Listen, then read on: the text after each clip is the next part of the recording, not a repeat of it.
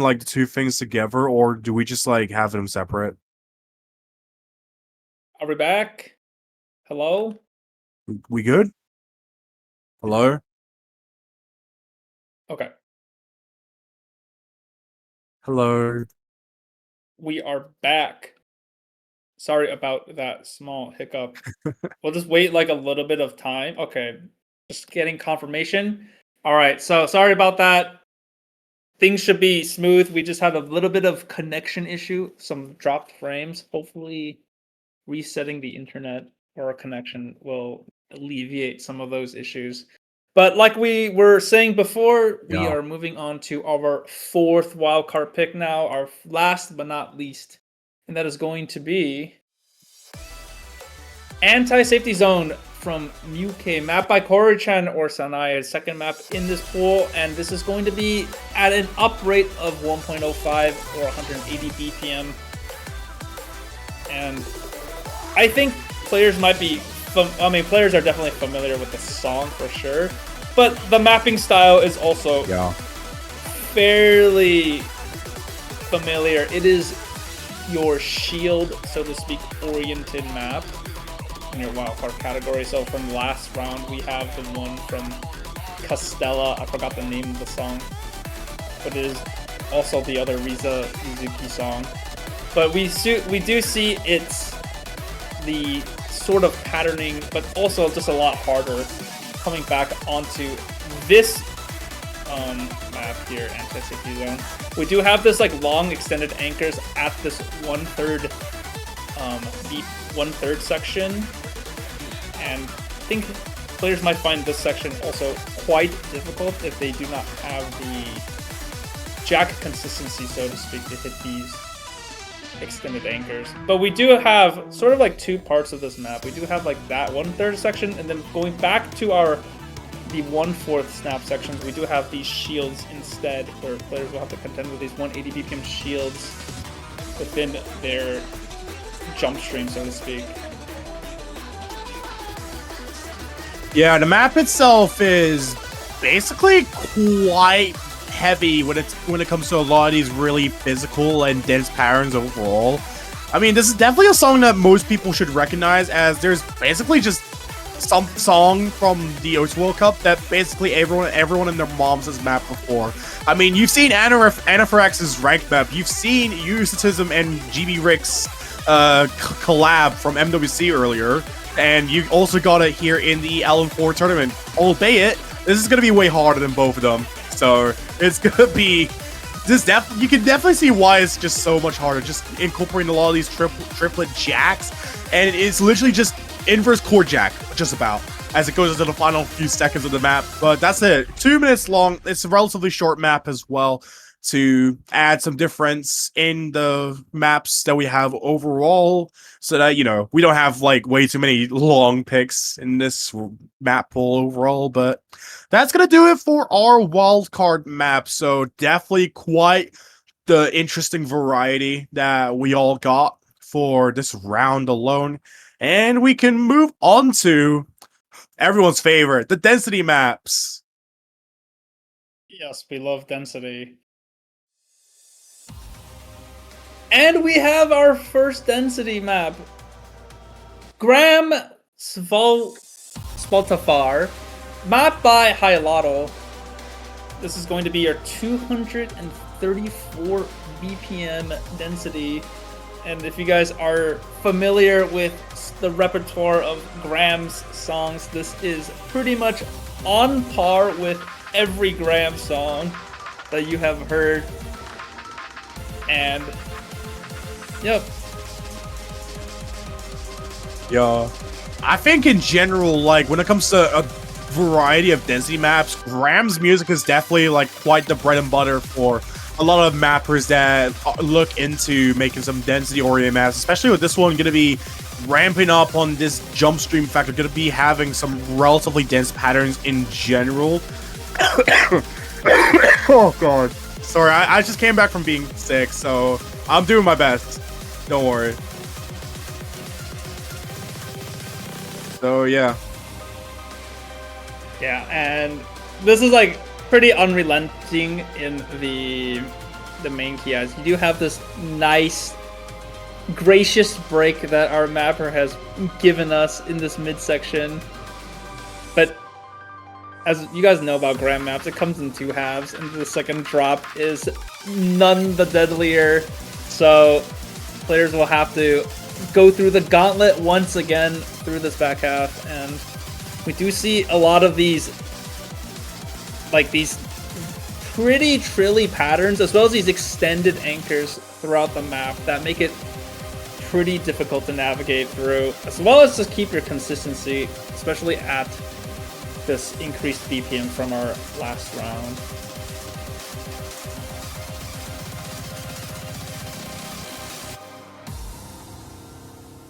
And with that ending burst, the song comes to a close. We do have a short map too, only at 2 minutes exact. And that is our first density pick. And so moving on to our second density pick, we do have another custom map, and this is going to be Reach for Your Victory, song by Quad A. And this map by Saimitsu. So this will be our 256 BPM. So another increase in BPM, but this one's going to be lighter in terms of the LN density. But to compensate, we do have that increased BPM for the players to have to contend with that increased finger speed required to hit some of these patterns.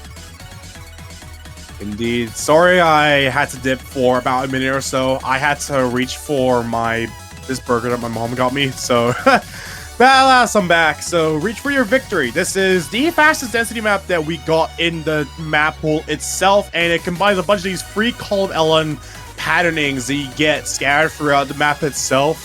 We've definitely have seen Seimitsu pull off a lot of these strong efforts in being able to basically encapsulate a bunch of these songs, especially in the faster range of music, just through density patterns alone. So definitely cool to see this type of stuff being thrown out once again going into finals, and it definitely looks a little interesting, especially with this one to contrast a little more with Savartalfar, as we've seen earlier, as the jump stream is a lot lighter in terms of how it's embedded within LN. It's just the issue is that it's a lot faster. I think some players find the BPM gap between like 230 and 250 is quite significant, especially in LN as well, because it's kind of the way its map kind of changes the way you read how long some of these LNs can, or how short the LNs can get at this increased BPM. So it's a little bit different in terms of how one kind of manages through these patterns. But like the lighter BPM, as well as some of these like broken jump stream elements, might be easier on the hand, but it might not be easier to like feel consistent, because people know that broken jump stream is not that easy to act or feel comfortable on, because a lot of that stop and go feeling is kind of interrupts your flow. So players will have to be able to play through these patterns. But it's not that long. It's 230 BPM, 2 minutes and 30 seconds long, sorry. And you know, this short pick also makes it quite volatile in itself. So that is it. Indeed. For our second density pick. So we have three more density picks. There are 5 density picks, the added density in this pool as well as the next one. So next one is going to be our third density pick, and that is going to be White Peak. And this is actually Benson's LN Summit 1.15 rate at 220 BPM. And this one is going to be our, like, I believe this is like our pseudo inverse pick, if I am not mistaken, where it was like our inverse pick from our last round, if you guys remember. It was Tinnitus, and so this one's going to be similar to that, but with higher BPM from the last one, as well as some of the patterns being a little bit more tricky than what we have seen from the other one as well.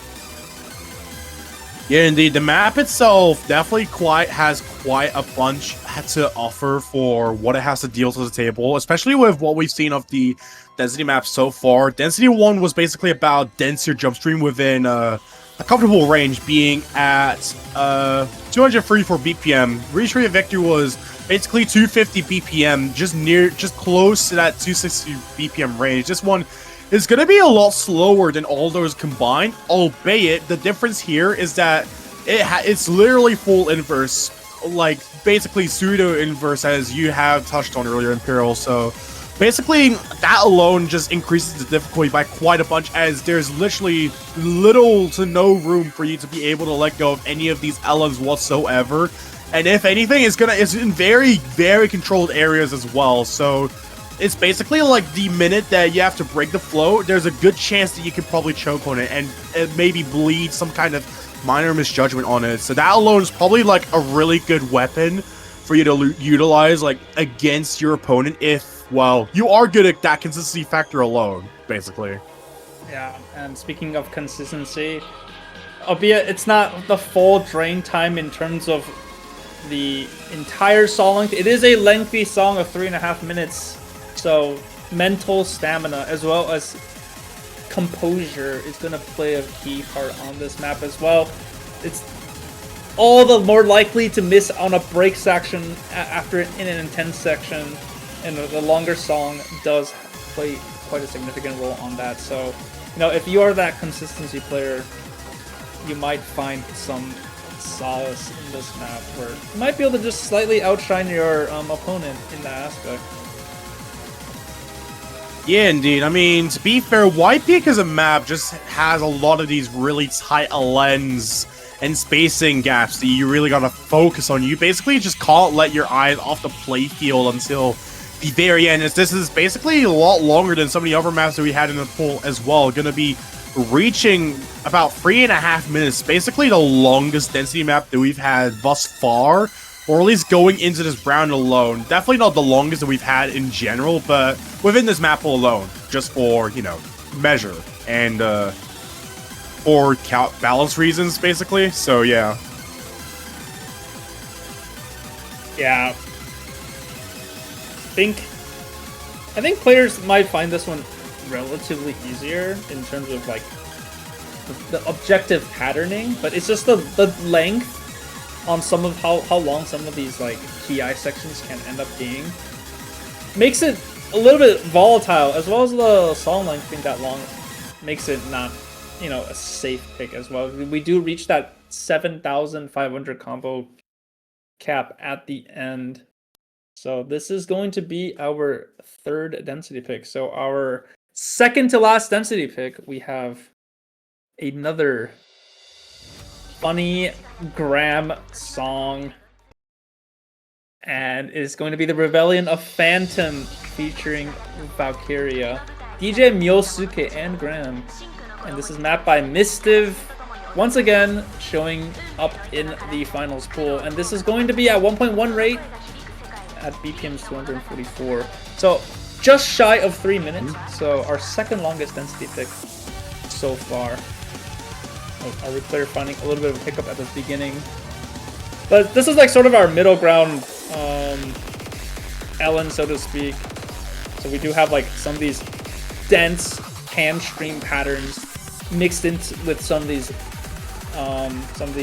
breaks. So indeed, players will have to contend with these fast transitions.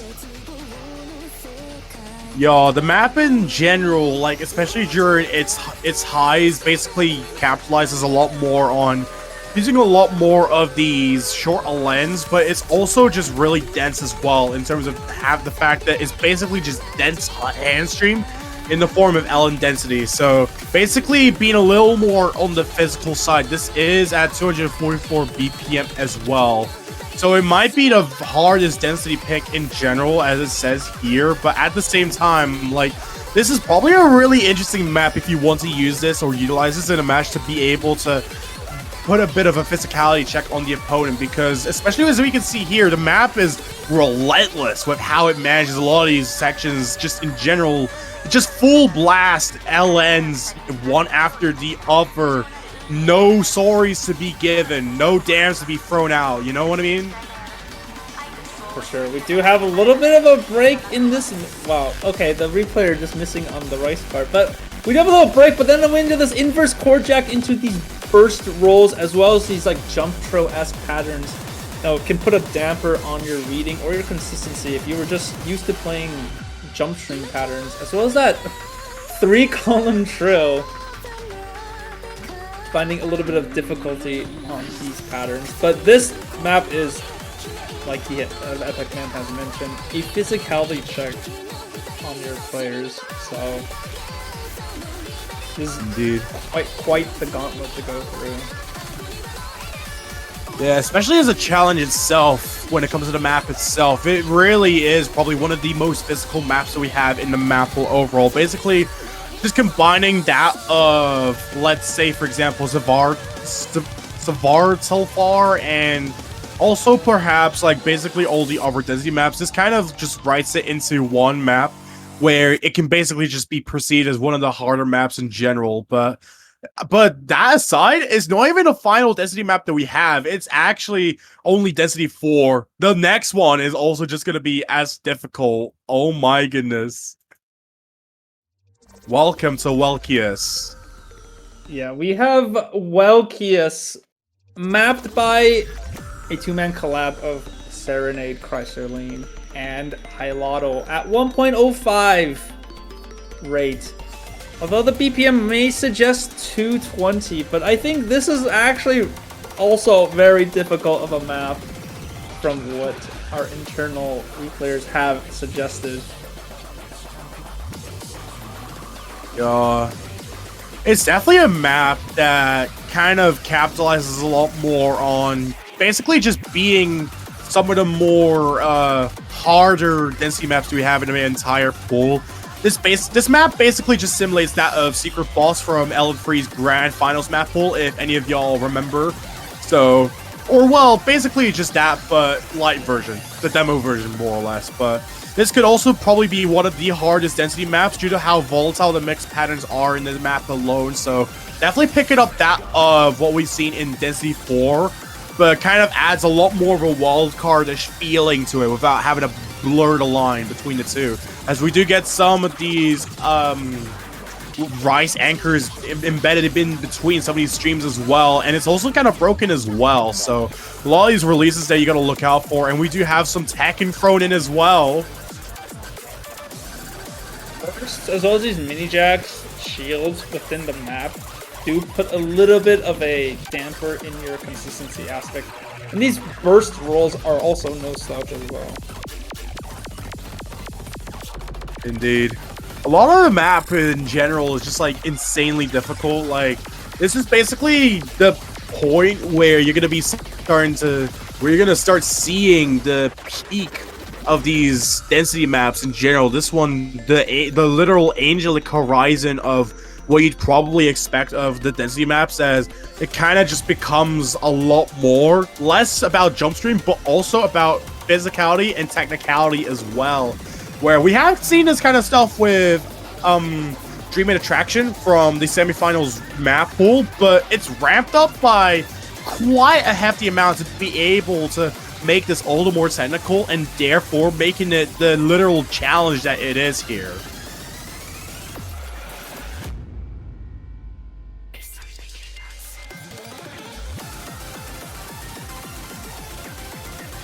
Yeah, for sure.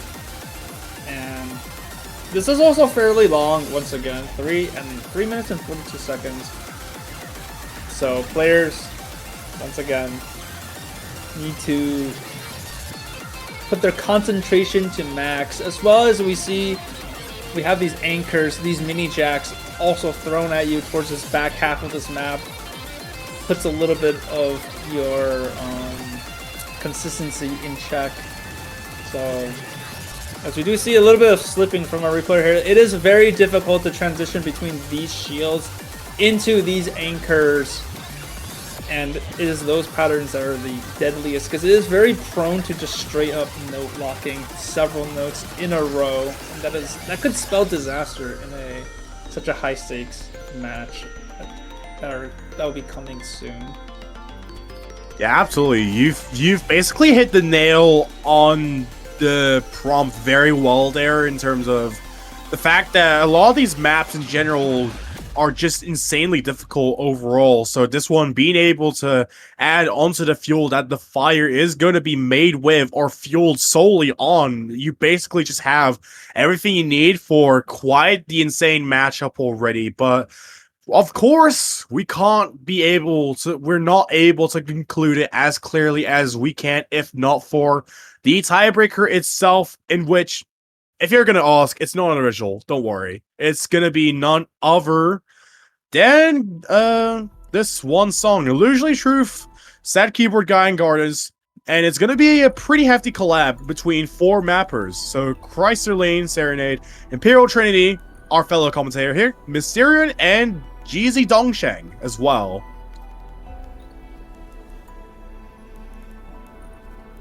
Yeah, this map is really hard. Like, really hard. Let's just put it that way. The star rating doesn't say much, but there's like every possible mLN pattern thrown around in this tiebreaker, and this song was an original from one of the standard tournaments, I believe last year, Badley Wood Cup. Yeah. Really funny name, actually, of a tournament. But they do have a banger song such as this one, Illusory Truth. And so I'll let the tiebreaker play itself. We do have a technical section coming up right here that has featuring some of these nasty jacks, anchors, and bursts players will have to contend with. Indeed, the map itself is basically serving as your final boss of the finals bracket, except there is literally a secret boss right after this as well, which of course no one's gonna see in like until what, a week later maybe.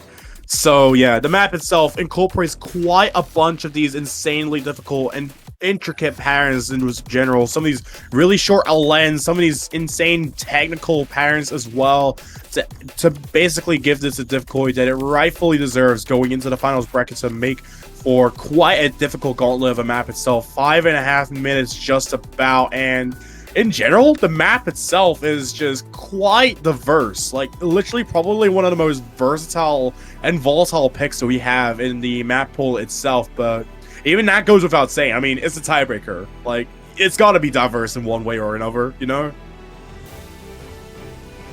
Yeah, for sure. So, the BPM, although it says 170, it's actually, it ramps up to 190 after a midsection. So, we'll see the BPM increase soon. Right after this bridge, the BPM will ramp to 190 and it will stay there for the rest of the map. So basically half of the patterns we've seen earlier, it will just become, I don't know, 10% faster in a sense. And that makes it that much more challenging, especially with these shields throughout the map, and that will just make it so much harder to play with 190 BPM shields as opposed to 170.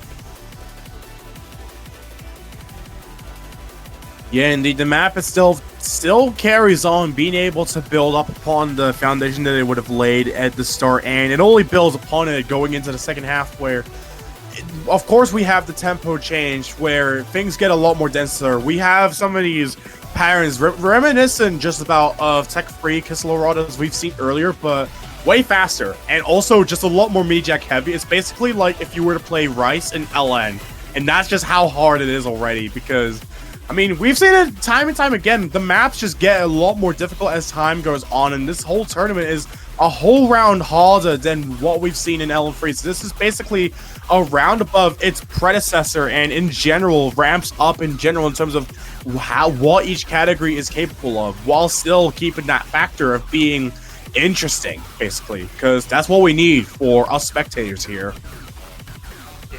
Just for some reference, I think this map is harder than last year's Grand Finals tiebreaker in terms of the raw difficulty. Last iteration, which is Last Wish, if you guys do remember it. But I believe this one is slightly harder than that, which is pretty funny to say because you guys need to remember that this is still just the finals pool and not the grand finals. That is reserved for next week. So it can still get harder. Let's just put it that way. And this is already hard enough. Yeah. Bro, the fact that this is harder than Grand Finals tiebreak from the previous iteration is concerning. I mean, just what even are the players capable of at this point as we just narrow it down to the fight of the fittest? Like, we're gonna be seeing 3 players contest it out, like, in the next 2 weeks or so. Like, out of the additional 6 that we have remaining. Or at least, like, you know, in the lower bracket, because we got, like, 4 players there, being Jalek, Kakawa, Muchi, and Spanner Dude. Whereas, you know, each of these 3 are gonna challenge they're gonna contest for that podium spot, and the fact that they gotta, like, at least go for this, if it does come down to tiebreakers alone, literally sends shivers down the spines of many. Yeah, I will say this map is probably on par with, like, top mid half of grand finals pool ish difficulty, something like that. So just a little preview of what happens next week as we are concluding with this week's map pool showcase. We do have, like I said, 2 additional maps now in this pool compared to what we have seen last week. So hope players will find the increased map pool to have just that bit of extra diversity. And also shout outs to our replayer. It's actually Hello Sun, who is not participating in this tournament, but this might put some perspective on how difficult this map is that he made this replay. And as a very well-known MWC USA player, as well as one of the best LN players we have seen, this is what this map challenges him on. So, any other words, Epic Man, we have? I mean, honestly, like, from what we've seen in this finals map pool alone, this is literally looking to be so insane in terms of the anticipated matches that we've had, and also the names that we've been seeing for the replayers is also just as crazy to think about. Just the fact that, you know, we had absolute blockbuster names such as Overall Stan, Hello Sun coming to contribute to the tournament itself. It really just goes to show that the tournament itself has such a bright future, and there's literally only 2 weeks of the whole tournament left before, you know, we go to grand finals, we have the matches done, and then boom, shakalaka, we have everything over with the LN4 tournament, with how it's been basically one of the most major tournaments that's happened throughout this year so far. So honestly, shout outs to everyone in general that has put all the heavy, hard lifting into this tournament alone. And, you know, especially with Wildcard 1, which we also have for our Ordeal in Illusion, in case anyone's forgotten. So, of course, you still get to have tickets, and especially with this map, the maps get harder as well. So if you can pull off a good score, in which we've been seeing it from Neptune every week and every day of the week, like, it's just crazy to think about, really. Variations on Transcendence. Wildcard 1, our custom song, the only one from this round, but will not be our final custom song. Little spoiler, but I think it's no surprise that we'll have some custom song in our final pool, our grand finals pool, sorry, next week. But again, don't forget to submit if you do enjoy a little bit of an additional prize, or the chance of a prize, so to speak. So submit your replays on the Discord like you have done so beforehand. Any last words? I have a wife and 2 kids. Yes, and you might need to retire after this tournament as well, with the how difficult it is getting. But that is for us. And so see you guys next week. We will be back in 1 week's notice. Yeah, thank you all for tuning in, and we'll see you for the matches next week. Peace out.